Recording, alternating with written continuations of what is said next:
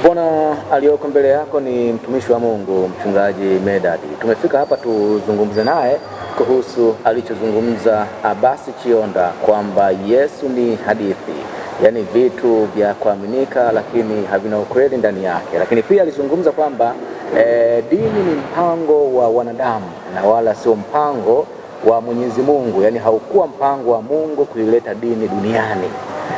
Sasa mchungaji, natamani leo utoe ufafanuzi wako, lakini pia utatuambia Yesu ni nani. Karibu. Asante sana. Nashukuru mtangazaji. Chionda nilimsikiliza anaongea kwenye mitandao ya kijamii akisema dini sio mpango wa Mungu. Kwanza ilibidi wamuulize walikuwa na muoji dini ni nini, atoe definition ya neno dini. Okay. Asitumie, wazungu wanasema mara nyingi you cannot use in general language. Usitumie lugha ya jumla. Au unajua ukishajua definition ya kitu ni utajua kwamba kinafama kina maana gani. Asiongee Mungu akuleta dini. Dini ni nini? Dini ni njia ya kwenda kwa Mungu, njia ya kumwendea Mungu. Maana dini ni neno la lugha ya Kiarabu. Dini Kiswahili ni njia ya kwenda kwa Mungu. Kwa hiyo unaposema Mungu akuleta dini, akiwa na maana Mungu akuleta njia ya kwenda kwake, hiyo ndio maana yake. Kwa ni mtu ambaye anaongea vitu ambavyo havijui. Sio kweli kwa Mungu akuleta dini. Mungu ameleta dini kwa maana ameleta njia, kwa sababu dini ni njia kwenda kwa Mungu. Dini ni njia kwenda kwa Mungu. Ndio maana ya njia. Sasa ukisoma kwenye Yohana 14:6 Yesu anasema mimi ndimi njia ya kweli na uzima, mtu haji kwa Baba isipokuwa kwa njia ya mimi.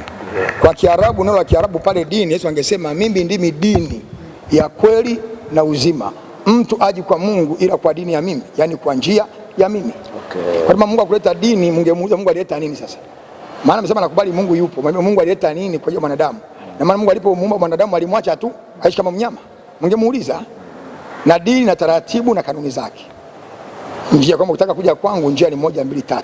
Njia yangu nimeiweka, lakini taratibu za kuja kwangu ni 1 2 3. Kama si wa Kristo tukapewa amri 10 na taratibu nyingine nyingi tu hapo. Kwa mungemuuliza Chionda, Mungu akuleta dini alileta nini? Okay. Na je, unajua maana neno dini?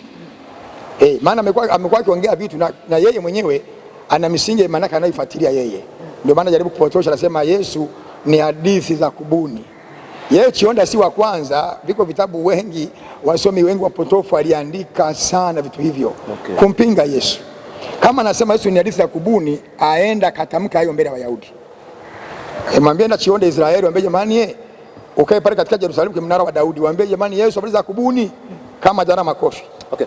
Kwa hiyo Chionda anaposema kwamba Yesu ni hadithi, kwa hiyo haya maneno natamani kumuona aende Israeli kwa Wayahudi wenyewe akaongea katikati ya mji pale kwenye mnara wa Daudi pale, awaambie jamani Yesu hadithi za kubuni hakuwahi kuwepo, kama hajamtia makofi. Wenyewe wanajua Yesu ni halisi, ni habari ambayo ilikuwepo, habari ambazo waliona, waliosimulia mpaka leo.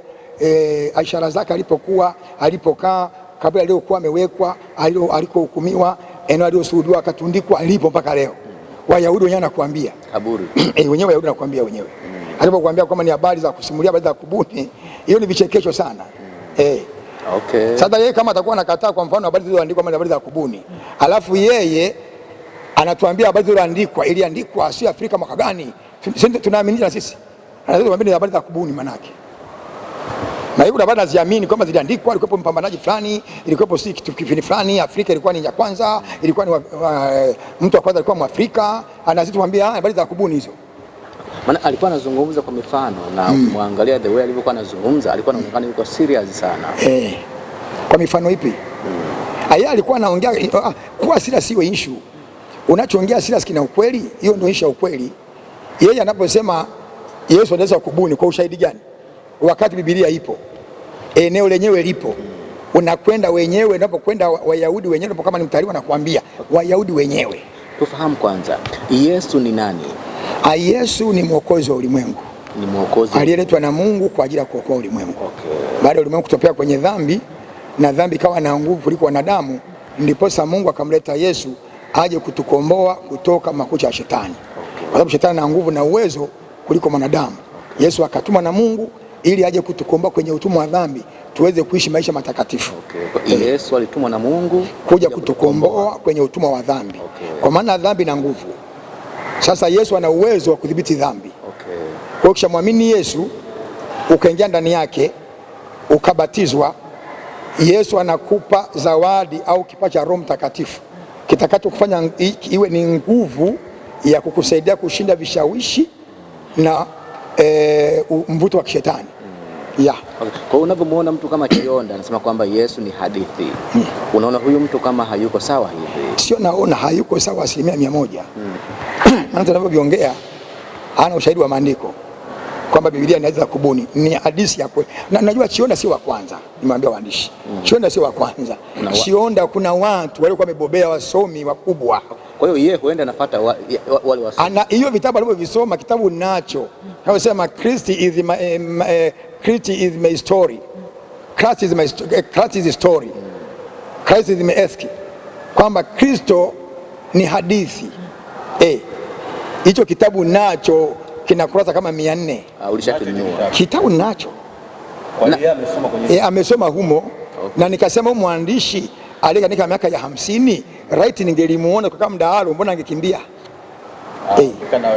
Yule mwandishi miaka ya 50 aliyekuwa anapinga yule mwandishi, ningesema ningekaa naye, mbona angekimbia hoja? Okay. Kwa hiyo isingalikuwepo labda kwamba vitabu hivyo visingekuwepo, Chionda asingezungumza haya mambo. Asingezungumza sababu amesoma mle, na kwa kuwa na yeye anamuelekea kupinga pinga. Sababu unayemwongea mtu muone anamuelekea kupinga pinga. Kwa nini ajengaweza kupinga uwepo wa nani? Uwepo wa Yesu. Yesu ni halisi. Biblia inaeleza vizuri sana, lakini hata Biblia ukienda uzuri Israeli si nchi ipo na ndugu zake si wapo Wayahudi. Kawafuate waulize. Bwana, kwenye nyinyi Wayahudi katika familia yenu uko wenu kuna mtu alitoa Yesu kutokea, utakwambia ndio. Ile sasa tumwamini tulikataa. Lakini hiyo Yesu yupo kabisa. Sasa dini ilikuja ili kututawala sisi? Sio kweli. Unajua watu wanaosema vile ni watu wameshashindwa. Unajua mtu akishashindwa anatafuta, kuna msemo vijana wanasema utafute pa kufia. Yeye kaishashindwa, ameshakwama. Dini imekuja kututawala kivipi? Na mngemuuliza kutawala katika nyanja gani? Dini ni njia, inatuelekeza ili uende kwa Mungu siku moja na ukae duniani kwa amani na kwa raha. Mungu anasema ufanye 1, 2, 3. Na hata ukiangalia kwa mfano, hata serikali zote duniani zinafuata mfumo wa dini. Ndio maana kuna magereza, kuna polisi, kuna askari, kuna mahakimu. Zile usiibe, usitamani kwa mwenzako, usifanye uhalifu, usizini, usibake, yote dini imeeleza hayo. Kwa anaposema dini ya kutawala kwa mfumo upi? Aseme dini imekuja Chionda kutawala kwa mfumo upi? Muulize vizuri. Watu wanajua walioshindwa, na kuna watu ambao wanajaribu kutukuza Uafrika kwamba ya kutukontrol ili tusiendelee. Tulikuwa tumeendelea sisi, tulikuwa tuko mbele sana, wazungu tuletea dini kutukontrol, kututawala. Ni si kweli, ni uongo. Si kweli, ni uongo. Okay. Kuna vitu vingi alizungumza pale kwamba dini na siasa ni kitu hiki kimoja. Wewe ni mchungaji wa miaka mingi sana na unafahamu kabisa haya mambo. Karibu kuzungumza hilo. Yeye alisema dini na siasa ni kitu kimoja kwa misingi ipi? Si kweli. Dini na siasa sio kitu kimoja. Lengo la siasa ni watu wa eneo hilo wawe na maisha mazuri, wakae kwa amani, kwa upendo, rasilimali za nchi wazitumie vizuri. Na dini inahimiza watu wa siasa, mkifanya haya ni mambo yanayompendeza Mungu. Kwa siasa ina malengo ya kimwili, dini ina malengo ya kiroho. Watu waishi maisha bila dhambi, waishi maisha matakatifu. Sasa vinakwenda naje dini na siasa? Dini, siasa na katiba na miongozo yao ambazo zinatungwa na wanadamu, lakini dini na mwongozo wake ambao waliotunga ni Mungu mwenyewe. Sasa wapi na wapi? Okay. Vitu tofauti kabisa. Sawa. Na imani umemwangalia vizuri sana Chionda, na kuanzia muonekano wake alivyo na ule serious alivyokuwa nao kwenye yale mahojiano. Kuna kitu kikubwa ambacho labda umegundua kwa Chionda nacho cha ziada? Nilichokiona na maroho ya upotofu. Maroho ya upotofu. Maroho ya upotofu yako ndani yake. Na yeye unajua kuna imani ambayo wenyewe, yani kuna imani ya watu hao ambao wanaamini kwamba wafiwa wana imani zao, wafuate imani hizo na kanuni zao. Ndio wanajaribu kupinga vitu hivi ili kuwararisha, wajaribu kuignore hizi vitu dini ili wapandishe vitu vyao. Kwa mtu anakuambia Waafrika tulikuwa tumeendelea, tuna uwezo mkubwa, wakaja wazungu wakatawala, tulikuwa na elimu kubwa na uwezo mkubwa, wakatuvuka na dini zao. Hivi ni waandishi wa habari, mtu mjanja aliyeendelea amesoma na uwezo unaweza kumvuruga? Yaani mtu mjanja aliyesoma ameendelea na uwezo, unaweza kumvuruga? Unaweza kumvuruga? Huwezi kumvuruga. Mtu aliyesoma ameendelea ni mjanja, unaanzaje kwa mfano? Huwezi. Ukiona kweli kutawaliwa na kuvurugwa, wewe kuwa msomi wala kuwa mjanja. Kwa hiyo hicho ninachosema sio kweli. Dini ina malengo ya kuwafanya watu waishi kama inavyompendeza Mungu. Okay, sawa. Anasema kwamba dini zimekuja kupunguza upendo wa Afrika. Je, baada ya dini kuingia Afrika kuna upendo umepungua? Dini zinahimiza upendo. Biblia imetaja upendo mara nyingi. Yesu anasema pendaneni, pendaneni. Tena ngoja, Paulo maandiko anasema kama sina upendo, maandiko anasema upendo ndio kila kitu. Biblia imeeleza vizuri sana kwamba upendo ndio kila kitu. Yaani upendo ndio kila kitu. Yaani kama dini nisijua, lakini anaposema dini mmuulize pia. Anaongelea dini, maana dini ziko nyingi. Mumuulize dini anayoongelea hiyo ambayo imekuja kupunguza upendo ni dini gani? Kwamba dini ziko nyingi. Maana anapoongea msimwache atumie lugha ya jumla ya dini, mwambie dini ipi? Maana mwambie unaposema dini ipi. Kama ni Wakristo, tuna habari ya tuna Ukristo na Uislamu, nyinyi muulizeni unaongelea ipi hiyo dini. Biblia imehimiza upendo mara nyingi sana. Upendo, pendaneni, pendaneni. Bila upendo hamna kitu. Upendo ndio kila kitu. Tena maandiko yamesema asiyempenda mwenzake ni muuaji. Ni kweli mnapendana? Sana. Yaani upendo ndio kila kitu. Tanzania kuna dini mbili kubwa. Ukristo na dini ziko nyingi ila kubwa. Kuna Ukristo na Uislamu. Waislamu na Wakristo wanapendana vizuri tu. Okay. Tunapendana. Kupendana ni kujaliana, kuheshimiana. Ila kwenye mwelekeo wa imani mnakuwa tofauti. Kuwa tofauti kwenye mtazamo wa kiimani haina maana mpendani. Tunashiriki msiba wa Uislamu, tunazika. Waislamu wanakuja kwetu wanazika. Tunashiriki mambo ya kijamii mbalimbali, tunapanga nyumba moja, tunaishi nyumba moja, tunacheza pamoja. Hatubaguani kwa msingi wa dini. Tunapendana, tunashirikiana, tunainuana, tunafanya biashara pamoja. Huo ndio upendo. Upendo ni vitendo. Unasema upendo ni vitendo. Hata muulize na upendo ni nini? Upendo maana yake ni vitendo. Mnamoja vizuri tu. Upendo ni nini? Upendo ni vitendo. Kama wapendani, hebu elewa wapendani kivipi? Aeleze. Kile tunapendana, dini zimekuja kuhimiza upendo. Tena Ukristo ndio umehimiza upendo sana. Na inasema si una upendo ni muuaji. Okay. Niliona maoni ni mengi kwamba kwa alichozungumza Chionda huenda kuna baadhi ya watu ambao wamemwamini, na labda ikitokea Chionda akafungua huduma huenda watu akapata, kwa sababu ameongea kitu ambacho yani hana wasiwasi nacho kabisa. Unajua kuna msemo unaosema kwamba hakuna msiba usio na muombolezaji. Hakuna msiba usio na muombolezaji. Kwa akianzia msemo wake watamfuata watu. Kwa sababu watu wapo kwa ile kufuata chochote kile kulingana na ufahamu wao. Kwa sababu watu unajua shida iliyokumba kizazi hiki cha leo ambayo naiona. Kizazi hiki kuna msemo unasema cha mwaka 2000 na kweli sababu miaka 25 ni robo karne. Hawajishughulishi na kuongeza ufahamu kwenye ubongo wao. Kwa maana ya kusoma vitabu mbalimbali vya waandishi mbalimbali ili kuongeza ufahamu. Wana mambo yao tofauti kabisa. Ndio maana mtu akija na ujinga wake ni rahisi sana kumfuata na kuona anachokiongea ni kweli, kitu kigeni cha kushangaza. Yani watu hawasomi vitabu. Na ndio maana wanakuambia hivi, kuna tofauti ya wazungu. Kuna msemo mtu mmoja alikuwa anaongea, lakini baada utatia gundua kuna ukweli. Akasema Mwafrika anapozidi kuzeeka mzee anazidi kuwa zezeta, lakini mzungu akizidi kuzeeka anazidi kuwa high brain. Kwa nini? Kuna ukweli fulani. Mtu asiyeshughulisha ubongo wake kuulisha material na vitu mbalimbali kupitia usomaji wa vitabu mbalimbali na kufuatilia makongamano mbalimbali na kufuatilia mafundisho mbalimbali kupitia mitandao ya kijamii nyakati za leo, akabaki tu mtu aombea kijiweni. Sasa wakati ukifika umbea ana nguvu kutafuta umbea tena vijiweni, unakuta kichwa ni kitupu. Hakuna alichowekeza. Sasa wazungu wao hata unakuna kila mzungu ana library nyumbani. Vitabu anavyo. Leo hii hawaweki tena library za vitabu nyumbani kama vile zamani hard copy. Wanatumia kwenye mtandao. Kwa mfano mimi niko kwenye mtandao ambao una vitabu, niliingia una vitabu milioni 8. Mimi kwenye kompyuta yangu na vitabu 10,000. Ukija vya hard copy nyumbani na vitabu zaidi ya 200. mbalimbali vya watu wema, watu wabaya, vya dini, vya kisiasa, vya masimulizi ya vita ninavyo. Okay. Yote nasoma. Sawa. Ili nisiwe nikadanganywa na kupotezwa. Okay. Sawa. Tumezoea kuona baadhi ya waumini ama wachungaji pia nasikia bwana, Mungu wa Isaka, Mungu wa Yakobo nisaidie, Mungu wa Ibrahim nisaidie. Na yeye Chionda alizungumza kwamba siamini miungu hao wa Ibrahim na Isaka, Yakobo siwaamini. Yeye anaamini miungu wa babu zake. Umeona kitu hicho, ndio maana nikasema yeye alikuwa na lengo lake nyuma. Na sababu na mimi babu yake. Unaposema Mungu wa Ibrahim, Isaka na Yakobo, maana yake ni nini? Zamani zile baada ya ukengeufu wa watu wakaanza kuabudu miungu, Mungu bahari, Mungu si nani, Mungu nani, Mungu nani, Mungu nani.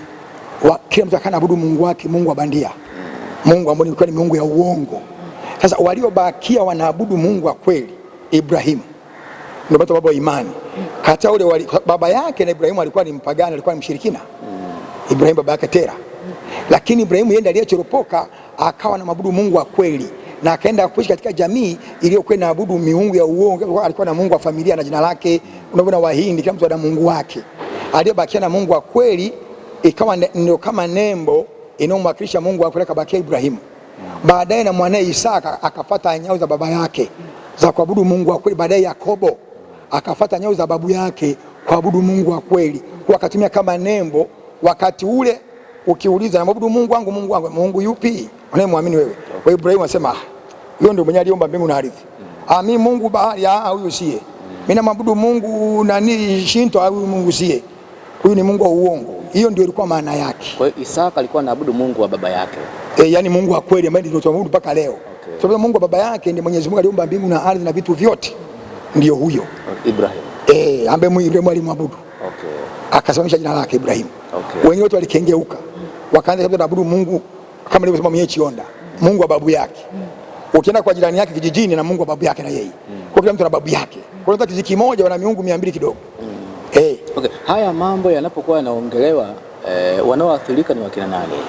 Wanaoathirika, lengo la shetani ni kutumia watu wa namna ile kuwapoteza watu. Kwa shetani yuko kazini, anatumia kila dhana na kila silaha kupoteza watu. Shetani yuko kazini. Kazini saa 24. Anatumia kila silaha kuhakikisha anapoteza watu kwa Mungu wa kweli. Kwa hiyo wanaoathirika ni watu wasiokuwa na elimu ya kutosha kuhusu hili. Ndio maana aliposema kwamba Chionda Yesu ni hadithi, nikasema hicho kitabu ninacho. Nasema Yesu ni hadithi, kina kurasa 300 ninacho, nimekisoma. Yule mtu amechote, alitoa hoja dhaifu kuliko nyumba ya buibui. Nikasema ningekuwa nafanya naye mdahalo hivi, angekimbia maiki. Ningembana maswali tu, angekimbia.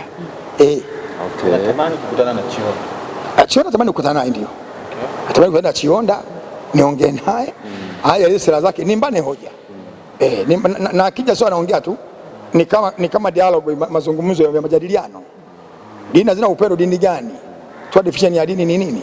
Ili uongee Mungu kuleta dini, yule Mungu kuleta dini. Sawa. Naam. Tumeona hakuna askofu, mtume, yani kuna maaskofu wengi sana wakubwa Tanzania. Ndio. Na mitume wakubwa sana Tanzania, lakini hawajaongea kuhusu Chionda. Kuna nini ambacho labda wanatafakari? Huenda wajaongea, huenda wajamuona. Maana uliwasema wana kazi nyingi sana za kufanya. Nami ya kwenye mitandao huenda wajamuona. Mimi kuna mtu aliniambia, nikamfuatilia, nikasikiza hoja zake. Kuhusu kuna vitu mbalimbali alivyokuwa, si kwamba Chionda vitu vyote vya uongo, tuelewane hapo. Kuna vitu alivyokuwa anaviongelea. Kwa mfano yule alikuwa ni Scorpion, alikuwa ni mpambanaji kule, alikuwa Afrika Kati kaskazini, ambako ni maeneo ya nchi gani ya Kiarabu leo kule Kathage kule, alikwenda akavamia Roma, akaichoma moto, na zile strategy mbinu zake zinatumika kwenye majeshi mpaka leo. Ni kweli alikuwepo, ile miaka 200 kabla ya Kristo. Yeye amesema baada ya Kristo, sio kweli, kabla ya Kristo alikuwepo, alifanya hicho kitu na akashindwa. Hiyo kitu ilikuwepo kabisa, sio kwa mtu alivyodisabia masimulizi ya kidunia zilizotokea wapambanaji kipindi kile, sio kama ni uongo. Kuna vitu ambavyo vina ukweli, vipo ambavyo vimefuatilia, vina ukweli kabisa. Mambo kama haya kwenye upande wa taifa linaweza likaathirika kiasi gani? Taifa kama taifa, achana watu. Litaathirika kwa sababu litafuata historia ambazo ni za uongo. Kwenye vile vitu ambavyo vya uongo litaathirika kizazi hiki. Niliona baadhi ya comment nyingi tu. Genius, hiki ni kichwa. Yuko sahihi kabisa. Sasa muulize, yuko sahihi, thibitisha usahihi wake nini? Hawezi kudhibitisha kwamba kweli ni sahihi. Yesu ni hadithi kwa sababu hawezi. Watu na comment genius. Genius tu ni sahihi, anachoongea ni sahihi kabisa. muulize ujinasi wake ni nini, na kama sema Yesu ni hadithi, je, anaweza ukaprove kwamba ni hadithi? Hawezi kuprove, anaongea tu. Okay. Na anasema ni genius, anaweza, kwa sababu nimesema kizazi hiki akiwekezi kwenye ubongo, wanashinda kwenye umbea, vijiweni vya mitandao, kutuma picha za ajabu ajabu na nini, hayo tu. Lakini kwa kitabu, kusoma kitabu cha peji 300 400 hawezi kusoma. Hii ndio maana yake. Sawa sawa. Shukrani sana kwa muda wako mtumishi wa Mungu. Mimi nashukuru sana. Asante sana.